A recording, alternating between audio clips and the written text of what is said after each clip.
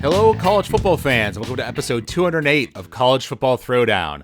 I'm your co-host, Alex Schmitz, and today I'm joined, as always, by my dad, Peter Schmitz. Hello, Husker fans and college football fans. Yes, we're coming to you recording here on October 19th. We took a week off last week because Dad was busy gallivanting off in Europe, but he's back now, and we're going to talk about specifically Nebraska football on this particular podcast, the last two games against Minnesota and Maryland. And then on our follow-up podcast, we will discuss all the goings-on in the national world of college football, of which it's been quite an eventful 2 weeks. Yeah, I would say. Very eventful. Bad time for me to be out of the country. Yeah, a lot of good games. That's true. Though you sent some pictures, you were on a cruise for part of your trip, and you managed to find the games, and were watching with a bunch of friends and, other travelers and stuff, seemed like.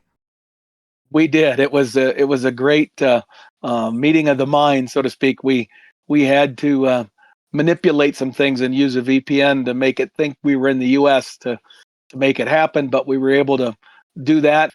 But it was just hilarious. Like the hotel manager on the ship was just super nice, and he went out and bought caramel corn for us and everything, so that they could offer us caramel corn for the event. Yeah. They gave us the room and everything. I mean, they went way out of their way to make it accommodating, and it was a blast.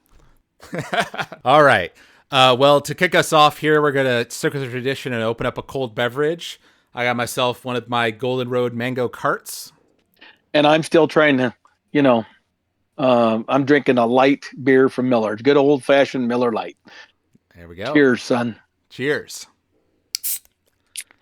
Yeah, I'm sure between all the beer and bread you had in Germany, you need to wean off that now, huh? Yeah, a little carbohydrate reduction is a good idea. That's fair.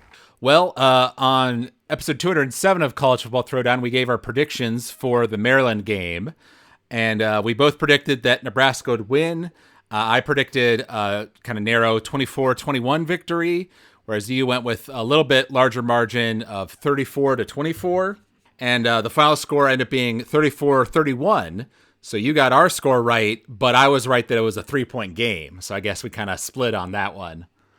There you go. We do that a lot. That's true. And that was quite a crazy game. Kind of similar to the Michigan State game in that, like, we kind of did well in the first quarter, then bad in the next two, and then came back in the fourth quarter in a kind of an epic way, despite the fact that we were down -3 on the turnover margin. Yeah, that's the remarkable part about the Maryland game is we won a game where we were -3 in turnovers, and where the other team controlled the line of scrimmage for the better part of 2 quarters, for sure. Right. Yeah, and of course, one of the big stories from that game was Emmett Johnson, who had a career day running it for 176 yards. Yes. I mean, and he really did earn it, too. I mean, there were some good holes and stuff in that particular game where, he wasn't having to create everything on his own, but he made so many guys miss. He just did. He ran so hard. He wouldn't give up. Loved the effort from EJ in that game. Right. He also had 20 receiving yards, so that puts him at basically 200 yards total offense for the game out of our total of, let's see here, 453. So, yeah, we were definitely helped by Emmett having a good game. Also, Isaiah Hunter had 125 yards receiving and 2 touchdowns. So he came up clutch for us. Yes, absolutely. And, and it looked, particularly if you watched just the fourth quarter, like, some good things were beginning to happen for Nebraska, both defensively and offensively, because in the third quarter, it didn't look like that at all. Right. Yeah. So we're still fighting this inconsistency in our performance. Right. And the root cause, of course, we've talked about many times in the past, and I still think they're basically the same root causes, which is that our lines of scrimmage, offensive and defensive lines, are just not up to the standard that are required for consistent success in the Big Ten. Yeah. And while Maryland did not turn the ball over, they did have 8 penalties for 100 yards, a couple of which were particularly flagrant, which was a bit surprising to me because I don't remember Maryland being like a particularly dirty type team, but they really were in this game. Yeah. Well, and I don't know why, where that animus was coming from, right? Because I actually think that Rhule and the coach there are pretty good friends. You know what I mean? They seem to have. I mean, they both spoke very highly of each other, and even after the game, it looked like they were very cordial to each other afterwards. So I don't know where that comes from. But again, it's a culture thing, and it's what is the expectation, and it's hard to keep that stuff from happening, I guess. Yeah. And there are a couple of specific moments from the game I want to examine. I have some notes from them, so you'll have to reach your mind back. But you'll recall that there was that touchdown pass that we got on the field, but then was called back for offensive pass interference, which on retrospect was the wrong call because that was Emmett Johnson kind of running into one of their guys, Yes. But it was after the ball had been caught. So if it's after the ball is caught, that it's not interference. No, it wasn't after the ball was caught. It was, and Emmett was literally running a pattern. It was genuinely just a random collision. It was not at all. You can tell by the way that Emmett responded or reacted very naturally to the contact, as did the defensive player. They genuinely didn't see each other, right? And it was just a natural collision. But because of the circumstances of it, and where it was, on that side of the field, it's a pick play. And whether you intended for it to be or not, that's the way it's going to be. It was early enough in the route that maybe you could argue that it wasn't, but actually when I rewatched it, it was a disappointing play, but I wouldn't have argued the call very much because it was pretty blatant when you just look at it for what happened, not for what the intent was. All right, fair enough. Then another moment I was struck by, you might recall there was a time we were right on the goal line and it was 4th and 4 and we were going to go for it. But then Dylan didn't get the snap off in time. And so we had a delay of game, which pushed us back, which then made us kick a field goal. Right. Which on the one hand, in the moment, that's kind of disappointing, but then it put us in the range where if we scored a touchdown, then we'd be in the lead because of those 3 points, which we then went and did on that last drive that Dylan had. And we had gone for it on 4th down earlier in the game and not gotten it. So I actually kind of felt like that was a blessing in disguise in a way. But what do you think about that? Well, I kind of agree in that our kicker's been pretty good, right? I mean, I don't know his exact stats, but I think he's only missed 1 kick, and that was because it was quite long, right? Like he's like 9 of 10 or something, or maybe even 10 of 11 or something on the season. And so, he's earned the right to be described as reliable, at least inside about the 35 or 38 yard line, which this was. So I kind of agree with you. And our inability to convert on 4th downs because we can't line up and just run the football makes every 4th and short a very tricky situation for a Nebraska, team or a Nebraska coach to make that decision.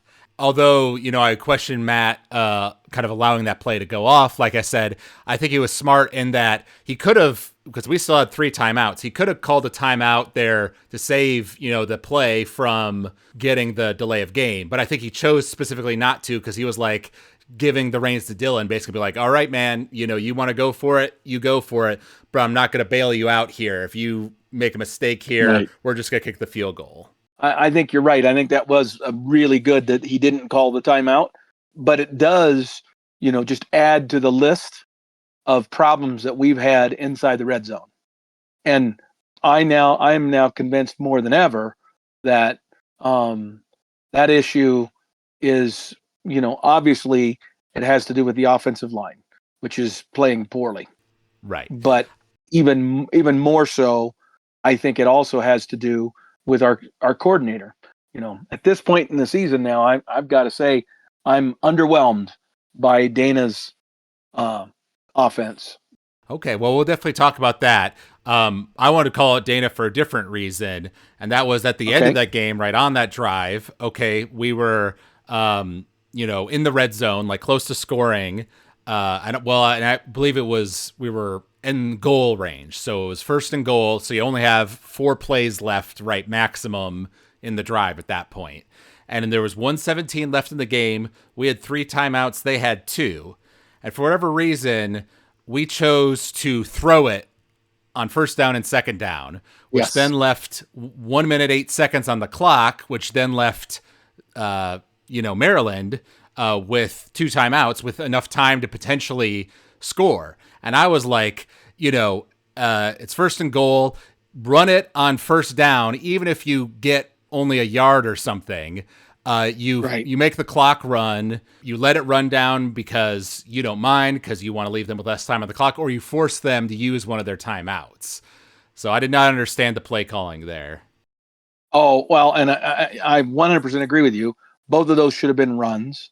And as a general rule, Alex, Dana is incredibly predictable. First down in the red zone is going to be a run. It's going to be a basic run right up the middle. And we're going to basically get nothing because pretty much everyone knows that's what's going to happen. Then second down is often a pass play, almost always a pass play, and often a pass play that, in my opinion, is extremely high risk and low probability of success. It's a fade route to the corner of the end zone, which Dylan has proven to not be super adept at leading, nor are the receivers super adept at getting to the right spot. That's the kind of play that the receiver and the quarterback have to have run literally so many hundreds of times that they could practically do it in their sleep. And then you still have to be able to get off the ball clean without getting knocked off your route by a secondary guy. And again, because Nebraska is so predictable, they know they can load the blocks and anticipate the run on first down and then anticipate a pass play, particularly the fade route on second down. I mean, he is just so not creative and so consistently predictable that we find ourselves having to go for field goals all the time. But obviously, thankfully, we scored there. We did manage to stop them defensively after that, and we won the game. And there were 2 cool moments after the game. One was that Kenneth Williams, who had the great return in that game when Right. they specifically kicked it away from Barney. He had a really nice return on a kickoff that then earned him a scholarship. And they showed the video of Right. that in the locker room after the game, which was very cool. And then all the players came out to thank the Nebraska fans who traveled to the game because it was a very large Nebraska, group there at Maryland. Right. Absolutely. Yeah. And I mean, when late in the quarter, in the fourth quarter there, when we had kind of taken the lead and stuff, and you could hear the Go Big Red chants very Yeah. clearly on the audio of the broadcast. Yep. So, that was a game where in the past we would have lost, right? Because we were down and we were playing so bad in the third quarter. It was a 1-score game, but we actually managed to have a good drive when we really needed it to score the game-winning touchdown. And that gave me hope that, like, okay, this team is different. We've shown now several times throughout this season that when we are struck with adversity, when we make mistakes, we can manage to overcome them, in the fourth quarter and things like that. So I was feeling pretty positive after that. One person, this person online pointed out they were actually complimenting the offensive line in that game. He said, were they perfect? No, but 450 yards, running backs averaged 6.5 yards per carry, and they only gave up 1 sack to one of the best statistical pass rushing teams in the conference. So they had a good game in that round. Right. Right. It gave you the impression that we were improving, but clearly smoke and mirrors, buddy. Yeah. Well, going into the game against Minnesota, we were around, I don't know exactly where I ended up, but we were around 5-point favorites according to the bookies. Started at 5 and then it grew to 9, which was just absurd. Oh, And there are just so many things that are wrong with that. And part of it is well, it's the national perception thing that just keeps biting us in the ass, and people put this undue pressure on our team and undue expectation, and then our guys buy into it, and even our local media. It was blowing me away. So what some of the prognosticators in Nebraska were prognosticating about the game against Minnesota. This is a team that we had lost 5 in a row against, and he had beaten us in a COVID year, where he had like 21 guys out because of COVID. He was literally playing with his second and third team, and you would have thought we would have been able to win comfortably, and he still beat us. And he does it with the exact same formula every damn time. Okay, you may recall before the season started, this was the game I predicted we would lose, or it was a game I predicted we would lose. That this was a trap game. The same thing is true. We've seen this happen over and over again. The previous week, the week we beat Maryland, Michigan went out to USC and laid an egg. Played very poorly. This is the same Michigan team that pushed us around, had what we perceived to be a very good, aggressive defensive line, and really stopped, for the most part, our running game, and had a great running game themselves. Well, they ended it. I think they had less than 50 yards rushing for the game against USC, and they gave up sacks, and they just looked horrible on offense. You know what I mean?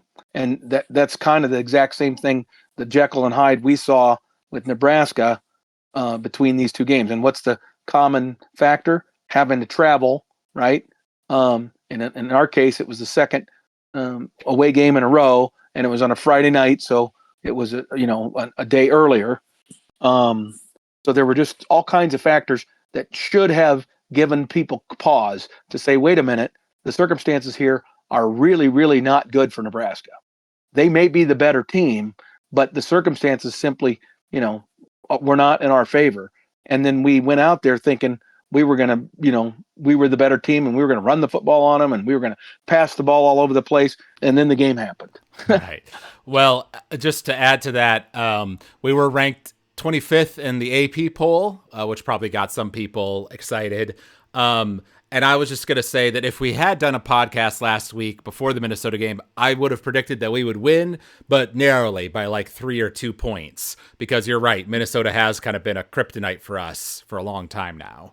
I also likely would have predicted that we would have won, but I would have also predicted a very narrow victory, and I would have been throwing all kinds of caution to people that this is a situation that is very undesirable. Okay, and Rhule, to put more on top of the cake. We had the biggest freaking distraction that you could possibly create in a week where you only had 4 days to do it. Right? You had to fly back from the afternoon game at Maryland, and I'm sure they didn't get out right quick because they took some extra time to go out there and enjoy the crowd and all that stuff. So by the time their charter got back to Lincoln, it was probably quite late on Saturday night. And then the next morning, instead of having their normal routine, they were immediately having to accelerate everything because they had one less day. And right. And they still had to give those players a day off. And the kids are celebrating the victory, right? And then the news about Franklin comes out. Right. Well, I suppose since we're going in chronological order here, let's go ahead and talk about that now, which is, of course, that Penn State, that same week that we played against Maryland, they played against Northwestern and lost 22-21.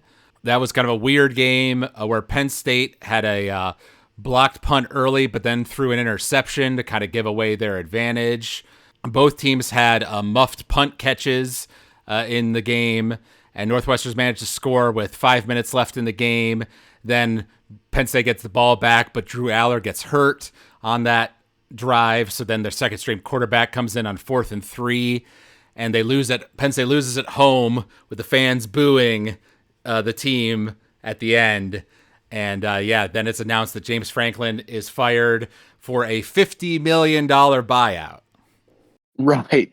Well, and that's just part of that. So, I mean, we can discuss that in maybe more details here in a couple minutes, but yeah, and immediately for a variety of reasons that I think most of our listeners would know, uh, Rule is immediately one of one of the top considered candidates, and he immediately is put in a situation where he has to deflect that interest without saying blatantly, no, I'm not taking that job.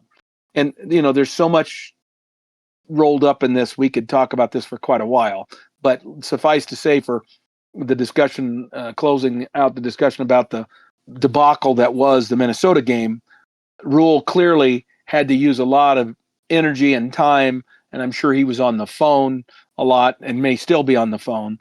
I mean, he clearly is one of the candidates that the athletic director very much wants to pursue. He Right. may not be the first top choice, but he's definitely one of the choices. Right. Yeah, and it was announced. Yeah, the longtime quarterbacks coach at Penn State, Terry Smith, is the current interim coach. And one of the reasons Rule is popping up is because not only is he very good friends with the athletic director at Penn State, but his family moved to Pennsylvania when he was in middle school, high school type age. He went to school there. It's his alma mater. So, of the jobs bigger than Nebraska that could open up, like, this is, a potential dream job for Matt Rhule. So obviously it's not surprising that he's one of the names being brought up. But even before this Minnesota game, which I'm sure put cold water on any Penn State fans who were potentially interested in Matt, everyone was pointing out, like, we just fired James Franklin, who has a really good record, but his main problem was that he couldn't win the big games, right? He was bad against top 10 opponents. And Matt Rhule does not have a good record against ranked teams, let alone top 10 teams. So he has not proven that he can win at the top level himself. So how is that an upgrade from James Franklin? Exactly. That would have been a huge argument. And then, of course, we go and lay this egg at Minnesota, which then proves the point precisely. We're the ranked team. We're a favorite.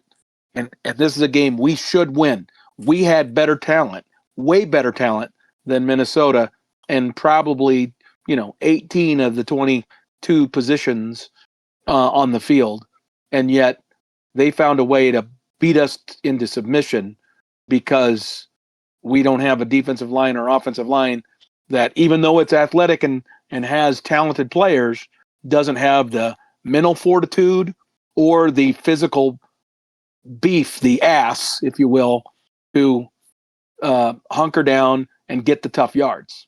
We just don't have it. Yep. Well, and yeah, so for this game, I was actually, it was a Friday game, and I was actually at a film festival screening. So I basically listened to the first half on the radio on my phone, but then missed most of the second half, which turned out to probably be a wise thing for my, blood pressure, because the second half did not go our way. Yes, it did not. It was just brutal to watch, and I did watch it, but I haven't watched it again, which I normally would do. Even a close loss, I probably would have watched a second time just to see, the select plays or whatever. But we were completely dominated by a team that had not run the ball effectively all year, by a team that has been experimenting with their combinations on the offensive line all season. This was like the fourth different setup of offensive linemen that they tried to use, and yet they dominated our defensive line, just dominated it.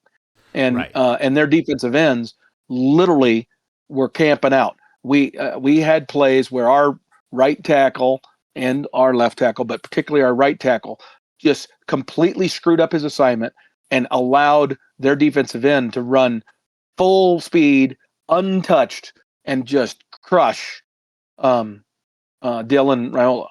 I mean, Right. Now Dylan was guilty of not getting rid of the ball on a few of those sacks, but by and large, those sacks were because the pocket completely collapsed. He had no place to step up into, and he's not fast enough to spin out of a Right. collapsing pocket. Right? He just doesn't. And so he needs to be able to step up into a pocket. And I mean, we were just getting crushed. And there was another sack where EJ just got absolutely run over by a blitzing linebacker. This is just an inside linebacker. And EJ's not a huge guy, but if he had positioned himself properly and put his knees lower, has gotten underneath himself a little bit, he would have at least been able to slow the guy down.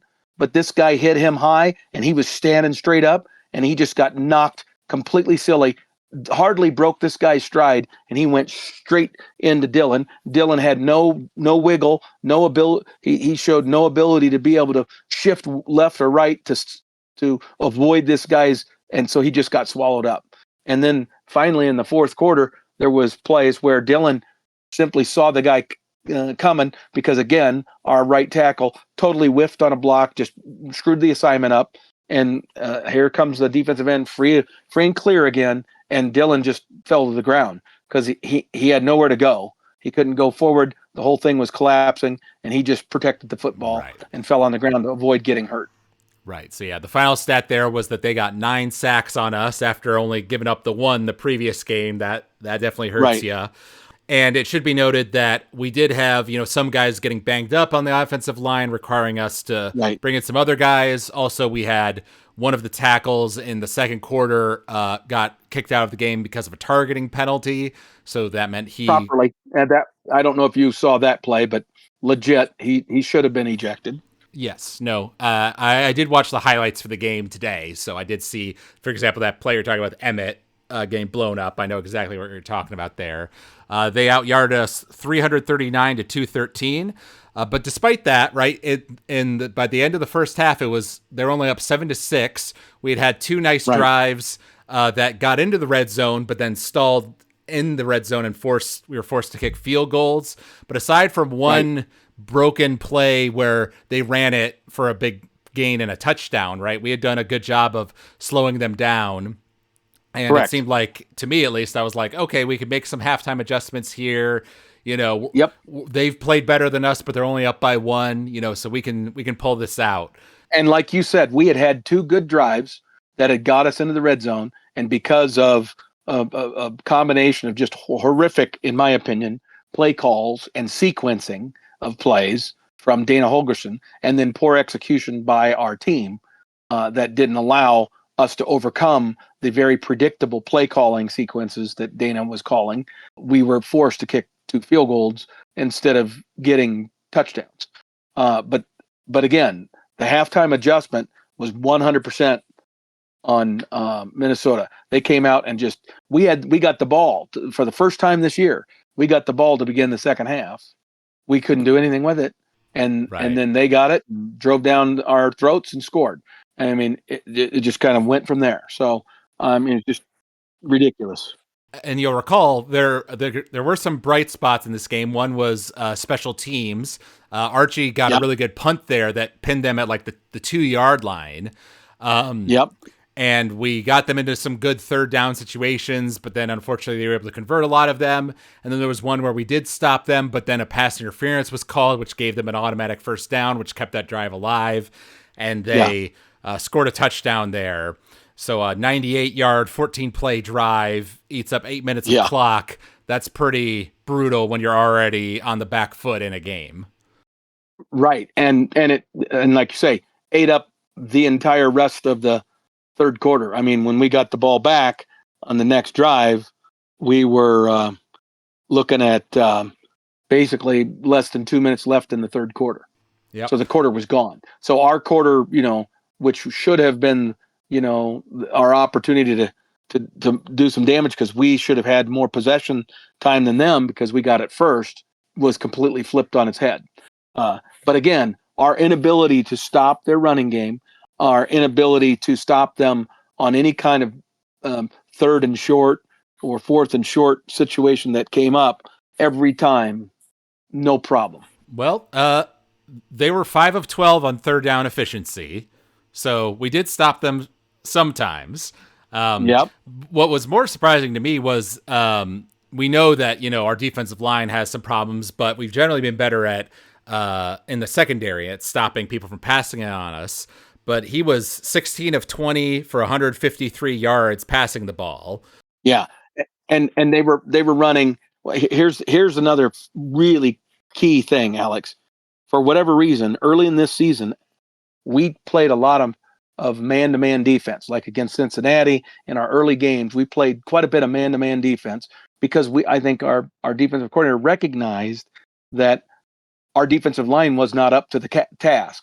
Well, if you need to give help to your defensive line, you want to put your defensive backs, your experienced defensive backs on an island. You want to put them on man-to-man, so that brings one additional guy up into the box. That frees you to do some creative things, blitzing and otherwise, because now you've got a guy that doesn't have to be in the zone in the back, right? Because if you're going to have a zone, you need more people to kind of make that zone work. Does that make sense?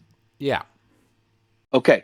Well, but for whatever reason, against this young quarterback, he's a freshman, okay, who had not had, who was good, but it's not like he was, somebody that we needed to fear.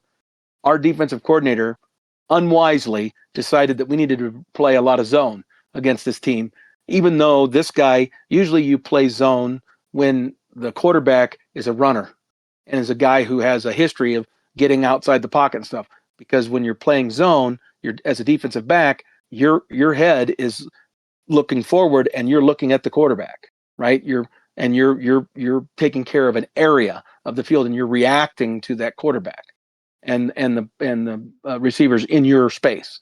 You're not man to man with one guy.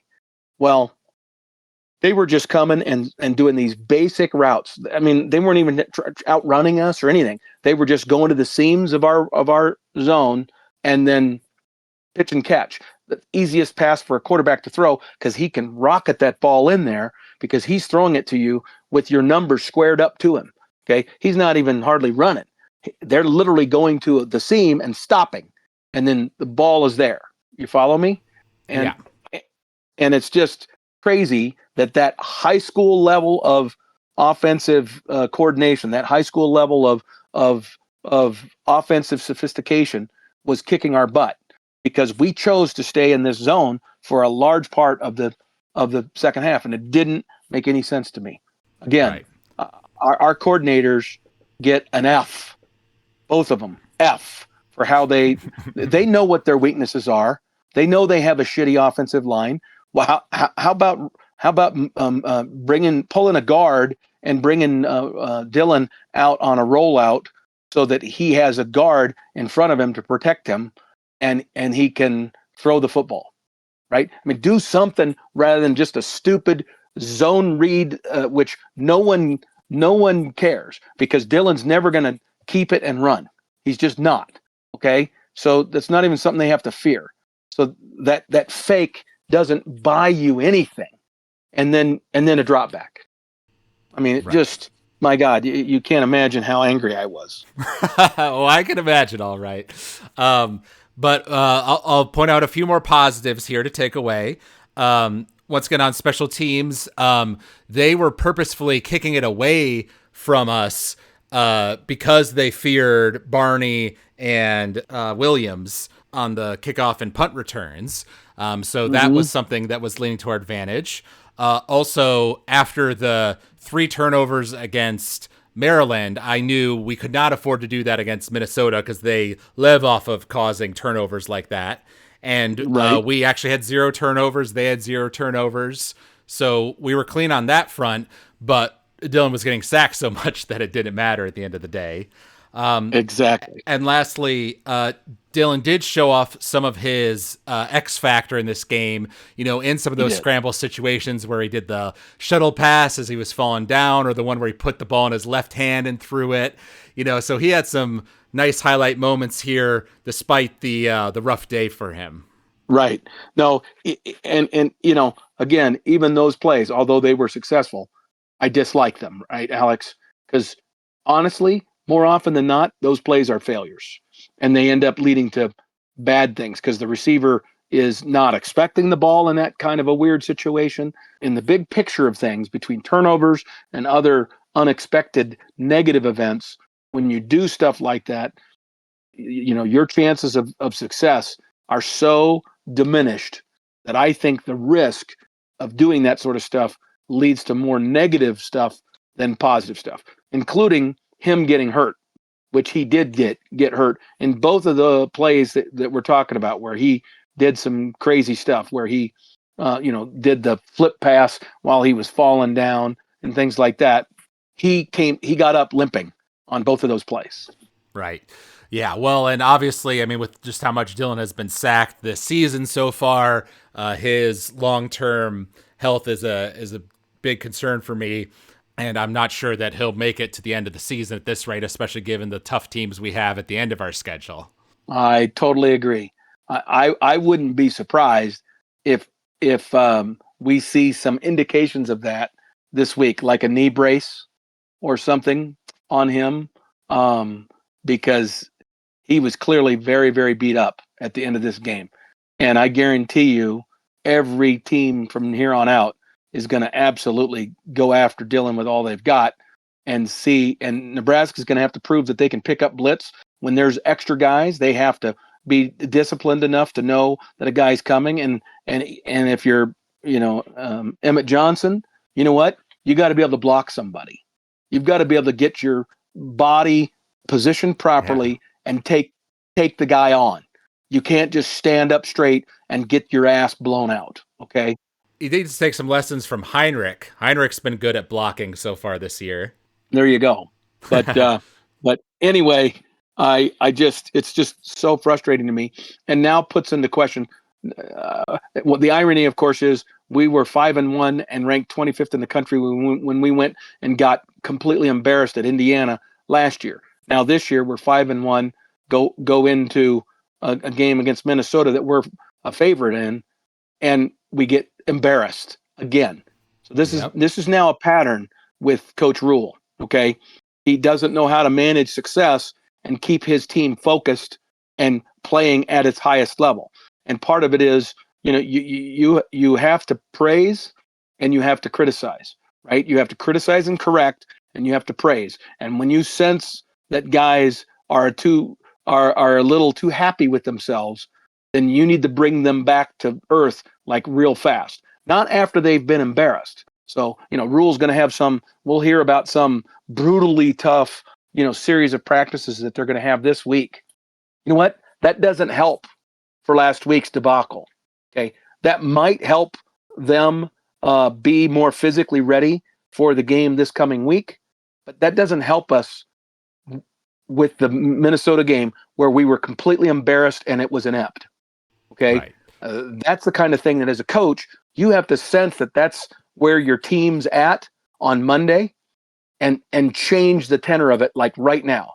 That's where the Nick Sabans of the world and the Lou Holtz was always, legendary in his ability to take a team that he knew was he had a better team, and he knew his team was maybe taking them a little too lightly or just not focused because they were sowing the oats of their own past success. And he would find a way to get them to think that this team was the Super Bowl champions, or he would treat them like they lost by 50 the week before and just beat the heck out of them. But he would do it before the game because he would recognize it was coming. Okay. Rhule is reacting after the disaster has happened. And that's on the coaching staff. That's on his coordinators. I mean, Rhule should be, if our offensive line coach last name wasn't Raiola, I think I would be ready to fire him. Well, that's actually what I was going to ask you, because that's, of course, what I've been seeing a lot of in the online Husker fan base. Everyone's saying fire Donovan Raiola, because people have had issues with him before, yes, these recent games, and this game was obviously not a good reflection on him. But also, to your point, right, it's really more so than anything, it's a personnel issue, right? We just don't have the big bodies to fill that offensive line. So if we did make a change there, would we really see a dramatic improvement? Well, it's I'm going to say unlikely, unless, but there is an effort component, Alex, and there's a philosophy component. It'd been hard to change the philosophy in a week's time, right? That's the kind of thing that might take a whole off season to do. But we need an offensive line coach who wants to be aggressive and wants to play physical football. Doesn't want to block zone read or zone blocking where you're basically, I'm responsible for anybody that shows up in this space. And if nobody shows up, then I don't have to block and I can go help. That's kind of the sequence of events, as opposed to I'm assigned this guy and I go out and attack him and put him on his back. Okay. And there's differing philosophies of how you coach offensive line play. And Donnie's approach does not build the instinct and the capability to play that aggressive style. And that's an absolute must in the Big Ten. So, and the crazy thing is, Donnie is Dominic Raiola's brother. He played at Wisconsin, who was tremendous during his years as an offensive lineman there. So I don't know how he doesn't know how to do that, right? That should be ingrained in him fundamentally. Now, I get that he's also working with some problem linemen. He's got a bunch of guys that look really good, but their knees are shot, or they never had quick feet to begin with, and they simply cannot move fast enough for these defensive ends and linebackers that are blitzing. Okay, and that's a you problem. Then you get the big, strong guy who's an older guy. You get rid of him. You put him on the bench, and you take the younger guy who isn't nearly as strong and isn't going to be nearly as good in some other aspects, but has good enough feet to at least get in somebody's way, and it is not going to be a turnstile, because the turnstiles that we have right now on the tackles on both sides are going to kill our quarterback, who happens to be your nephew. I mean, it just seems so fundamental. You know what I mean? Yeah, rough Thanksgiving at the Raiola house. If Donovan is letting Dylan get sacked, 20 times in the next couple games. Yeah. Well, Donovan and Donnie might go to blows at the family Thanksgiving. That's for sure. That's funny. All right. So then our next game is against Northwestern, who's coming off a winning streak of games. And you're going to be mad again. But according to Vegas, we are -8 favorites for this Northwestern game. Oh, my God. Yeah, that was crazy to me, too. Oh, my God. Alex, this is see, this is the problem. Okay? How does any organization assess the circumstances here and come up with that conclusion? That is absolute absurdity. Yeah.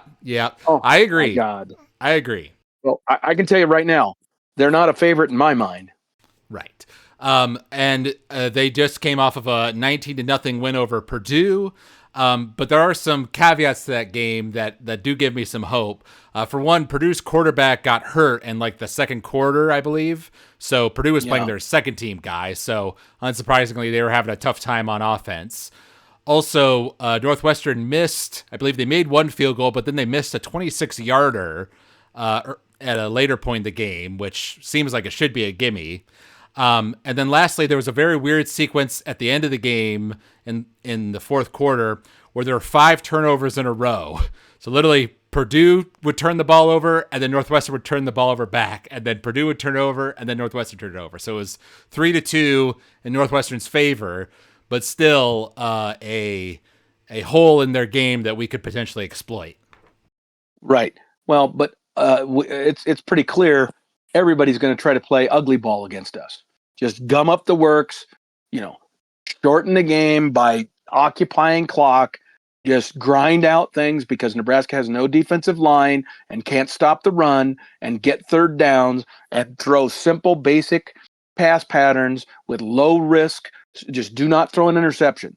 Low risk. We'll accept that we're going to throw these little throw routes that have very little run beyond the catch, but it moves the chains and it keeps Nebraska's offense off the field, okay, which has got some real talent. I mean, our skill position people are good. They're probably above average within the Big Ten Conference. and maybe even exceptional in some areas, right? But when the offensive line can't let us get to those talents, and then we get frustrated and we get antsy, and anxiety comes in because we're not having success producing offense. And then when we get in the red zone, our offensive coordinator has some kind of a built-in fixed structure where he has to run the ball on first down, throw a shitty pass that's way too high risk on second down, and then either try to throw the ball on third down or throw a screen pass on third down when it's 3rd and 8 or 3rd and 11, and so then our player gets half of that yardage, and we end up kicking a field goal on 4th down. That has been the MO of Nebraska's offense in the red zone all season, and I'm just done with it. Right. We need to open it up. We need to roll out. Some other notes of positivity is that this is a home game for us. So after a couple away games, we're coming back to Lincoln. True. And because we played on Friday and they played on Saturday, we do get one extra day of prep more than they do. Which after, the pummeling against Minnesota, I think we need that extra day. So let's, like you say, last season we were in this exact same situation. We were 5-1, and then we lost, and the second half of our season did not go very well. So this is a real turning point for Matt to kind of show the changes that have been made, show some ability to adapt, to be able to tell his coordinators, hey guys, what you were doing, it wasn't working. Let's change it up here. Because, when we were talking about this middle 4 games of our season after the first 4 games, I remember you mentioned that you would be satisfied if we went 3-1 through that stretch. Yes. So right now we're 2-1. So this is a must-win game for us to kind of, get back the momentum, get back on the front foot to go into the final 4-game stretch of our season, which has some tougher teams like UCLA, Penn State, and Iowa included. Well, and it's an absolute must win because we have to get the 6 wins here.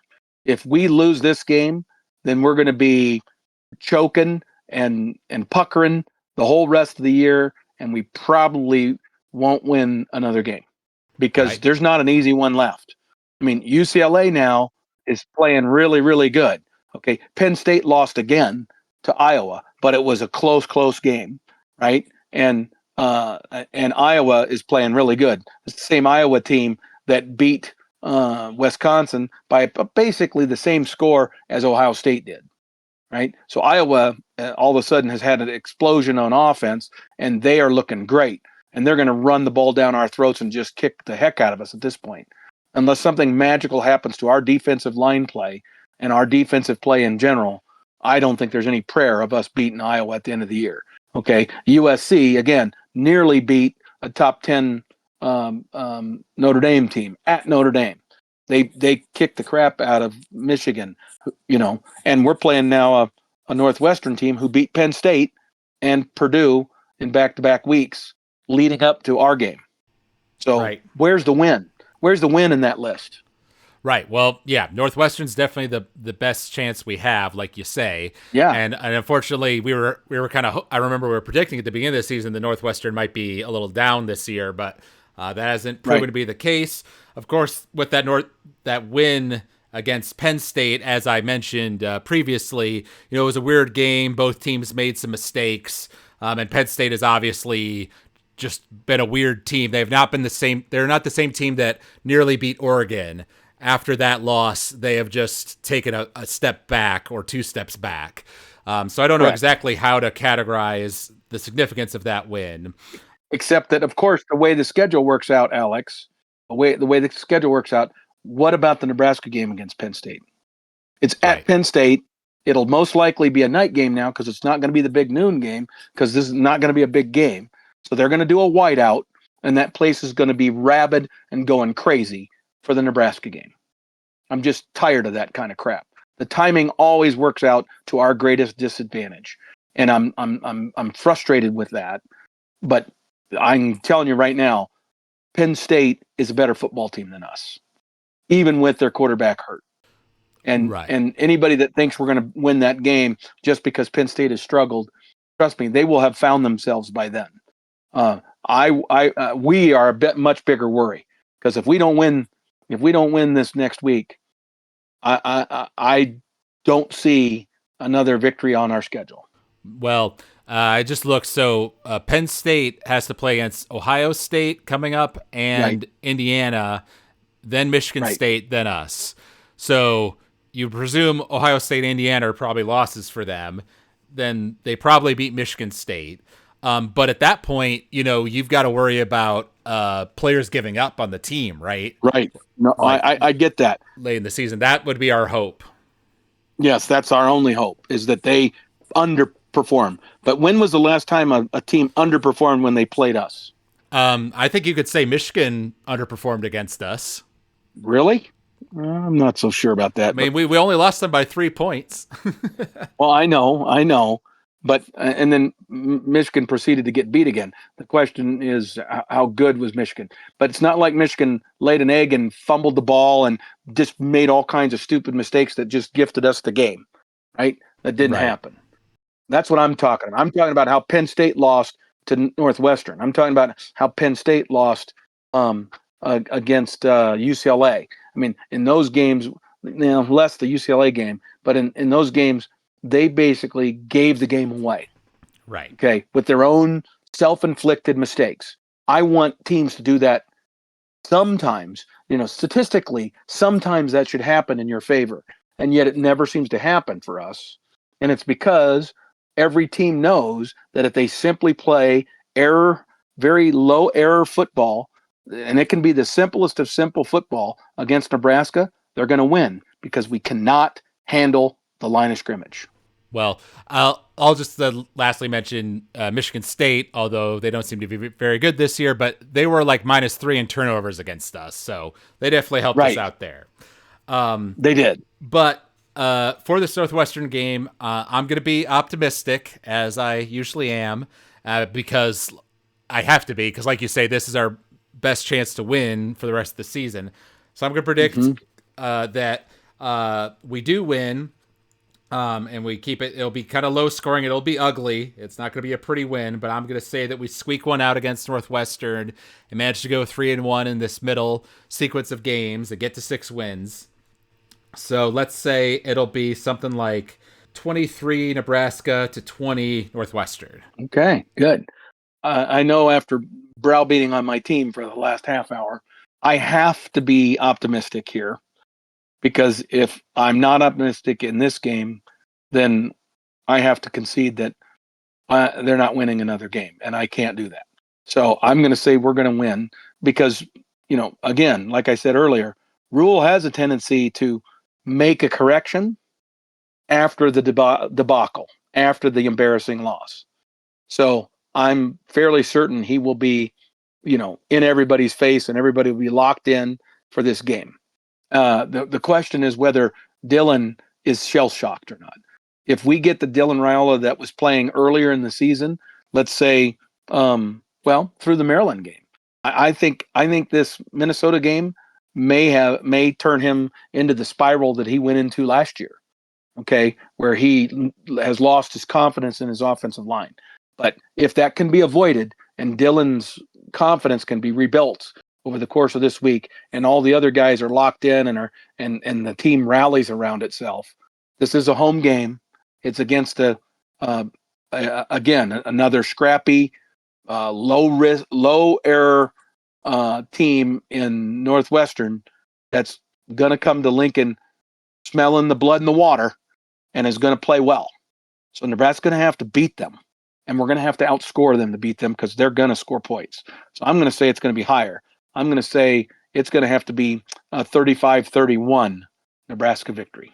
Very good. And I was going to mention one other thing you had brought up on a previous podcast was the possibility of us bringing in TJ Lateef as quarterback, just accepting the fact that our offensive line is bad and can't protect Dylan. Better to have a quarterback that actually can run the ball and better at scampering out of those sorts of situations. I think if things go poorly in this Northwestern game in the second half, maybe you could even see something like that happening. You know what? I think you're right about that, Alex. I think we're at that point where, not that Dylan is being benched, but that we would have some pre-planned series for TJ. Now, the only thing that makes that less likely now is, it's been a while since we've even seen him play, right? And you can play 4 games plus the bowl game and save your year of eligibility. So, do we really want to play him the rest of the year or anything? So, I don't think it would be something where we would be gearing up to have TJ play regularly. I think it would be something where, okay, TJ is going to play in this game against Northwestern because we have a chance to win. And then we'll play everything else by ear the rest of the year. But I already think they may be contemplating managing that so that TJ could preserve his year of eligibility. And so they would play Gramstat instead. Well, I do understand that because he's already played in 2 games this year, so he only has Correct. 2 remaining.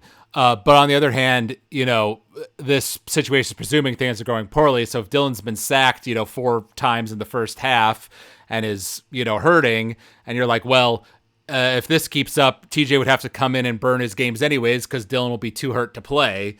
So Correct. that may answer the question for them.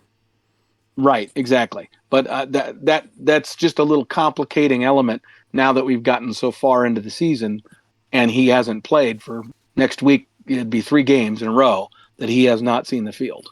Right. And then just last thing to mention here to wrap up this Nebraska-focused podcast episode, we do got to make mention of the girls' volleyball team. They've been going on a great streak. They've gotten 4 3-0 wins, which included an impressive win over number 12 ranked Purdue. And now this week they've got games against Northwestern and Michigan State, with a very important game against Wisconsin the following week, next week. That'll be a big one. Yeah, that will be huge. Wow. Yeah, I know you watched at least some of the volleyball games recently, so anything to comment on the girls' performance this past 2 weeks? So, you know what? They're almost surgical-like now.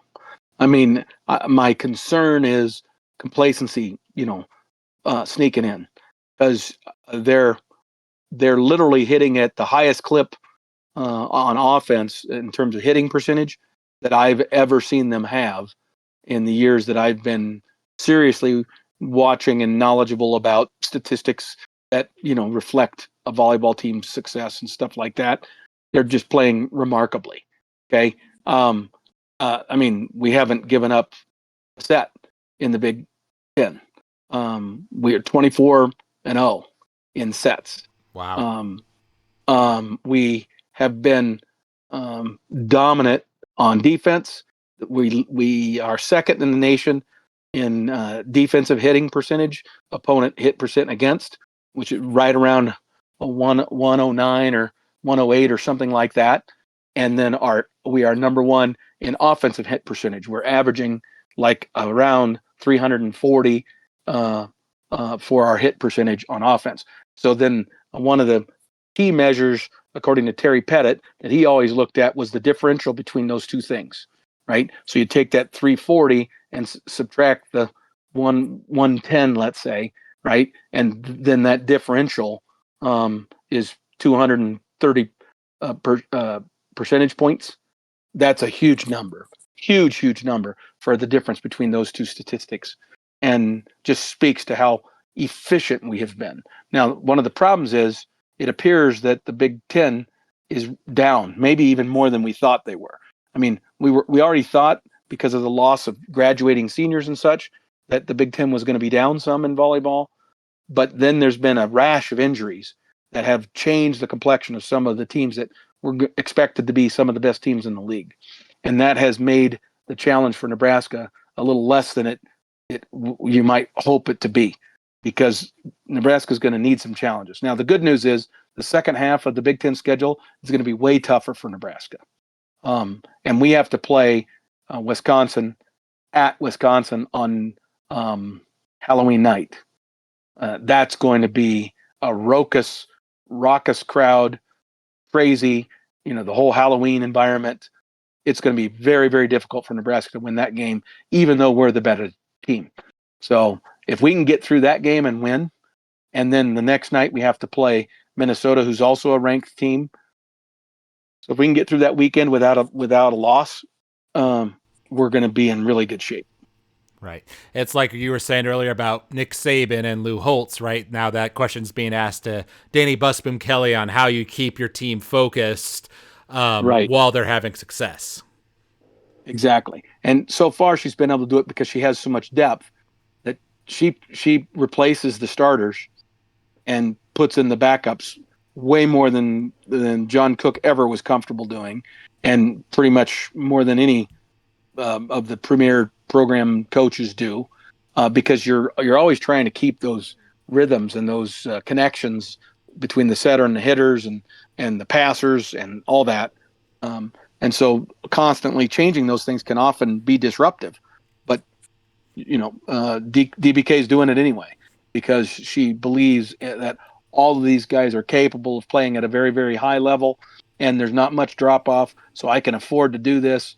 And I want to keep these guys sharp so that if I do need to bring them in at some point later in the season when we're in a critical game where we're actually struggling, then this setter isn't going to be coming in cold. She will have been in 15 games, right, throughout the course of the season, where she played in major matches over the course of the season, and so she won't be as uncomfortable. That's the thought process. Right. And not to mention in the world of, transferring and all that stuff that we have now, just giving all your players play time helps keep them satisfied and bought into the program, right? I think that's the objective. We'll see if that plays out. The proof will be in the pudding when the portal opens and we see how many of these girls leave.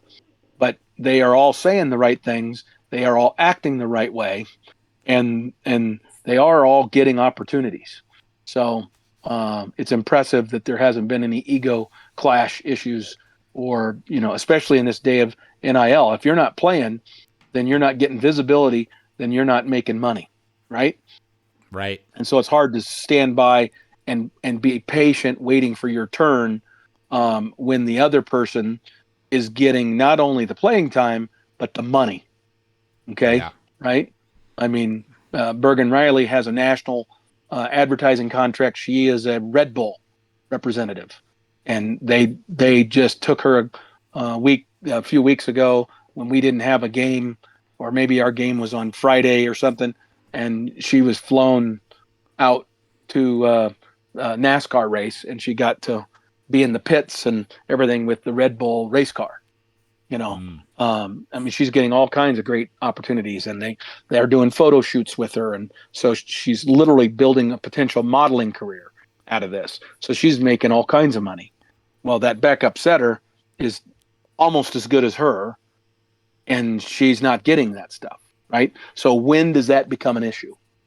Right. Yeah, that's true.